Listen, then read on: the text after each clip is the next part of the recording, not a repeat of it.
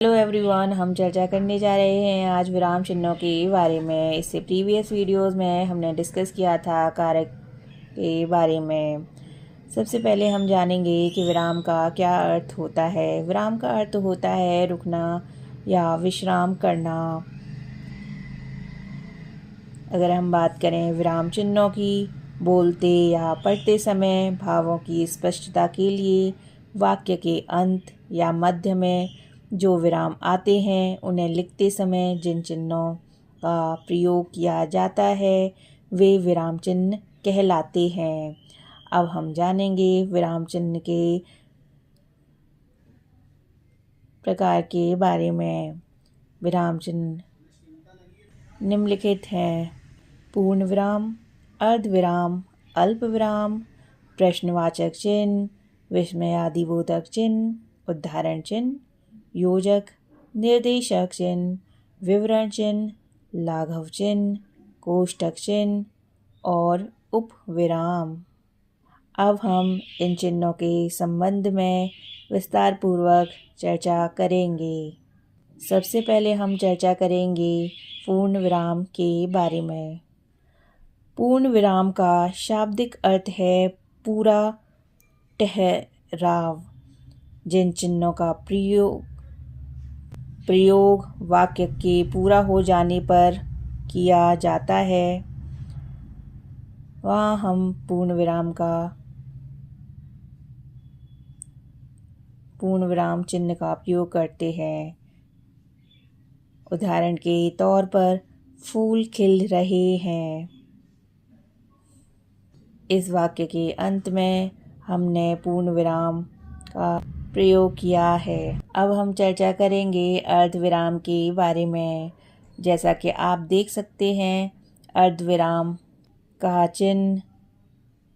अर्धविराम का अर्थ है आधा ठहराव, अर्थात पूर्ण विराम की अपेक्षा कम देर ठहरने के लिए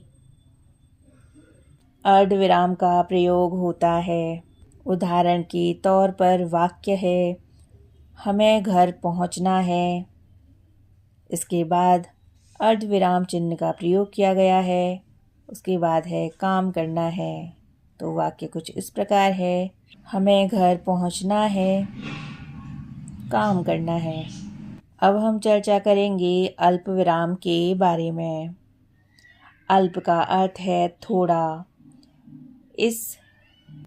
इसमें अर्थ विराम की अपेक्षा कम ठहराव होता है। उदाहरण के तौर पर वाक्य है, हानि लाभ सुख दुख जीवन मरण विधि के हाथ में है। हानि लाभ और सुख दुख के बाद अल्प विराम का उपयोग किया गया है। अब हम चर्चा करेंगे प्रश्नवाचक चिन्हों के बारे में। वाक्य में प्रश्न पूछने के बाद सदैव प्रश्नवाचक चिन्ह लगाया जाता है। उदाहरण के तौर पर वाक्य है, आप कहाँ जा रहे हैं। इसमें प्रश्न पूछा गया है, इसलिए इस वाक्य के अंत में प्रश्नवाचक चिन्ह का प्रयोग किया गया है। अब हम चर्चा करेंगे विस्मयादिबोधक चिन्ह के बारे में। वाक्य में विस्मय आदि प्रकट करने वाले या संबोधन वाले वाक्यों के बाद विस्मयादिबोधक चिन्ह लगाया जाता है। उदाहरण के तौर पर वाक्य है, वाह कितना सुंदर पौधा है।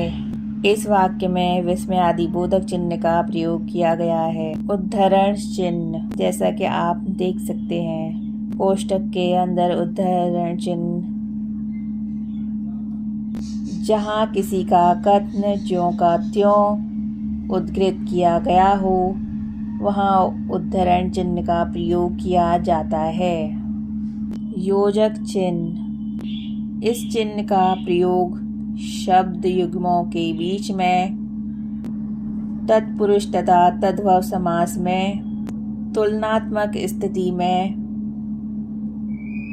तथा अक्षर रूप में लिखी जाने वाली संख्याओं के बीच में किया जाता है।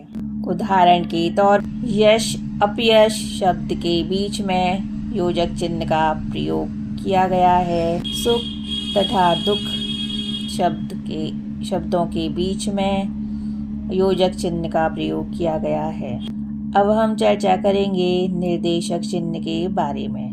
निर्देशक चिन्ह का आकार योजक या विभाजक की अपेक्षा कुछ बड़ा होता है, जैसे कि आप देख सकते हैं ब्रैकेट में। उदाहरण की ओर संकेत करने वाला या निर्देश वाक्य के बाद प्रयुक्त होने वाला चिन्ह निर्देशक चिन्ह कहलाता है। उदाहरण वाक्य है, संज्ञा के 3 वेद हैं, व्यक्तिवाचक, जातिवाचक और भाववाचक। संज्ञा के 3 वेद हैं के बाद निर्देशक चिन्ह का प्रयोग किया गया है। विवरण चिन्ह, जब किसी बात का उत्तर अगली पंक्ति में दिया गया हो वहाँ विवरण चिन्ह लगाया जाता है। उदाहरण के तौर पर वाक्य है, शब्दों का वर्गीकरण इस प्रकार है।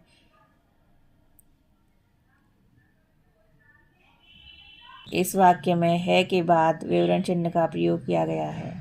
लाघव चिन्ह, जब शब्दों को संक्षिप्त रूप में लिखा जाता है तब यह चिन्ह प्रयुक्त किया जाता है, जैसे डॉक्टर शब्द के आगे इसके लाघव चिन्ह का प्रयोग किया गया है, जैसा कि आप देख सकते हैं।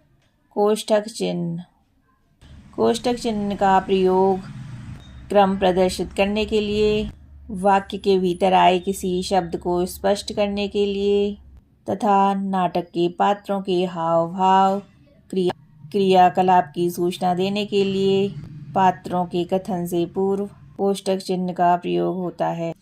उपविराम, इस चिन्ह का प्रयोग भी निर्देशक चिन्ह की भांति होता है। प्राय शीर्षकों में इसका प्रयोग अधिक होता है।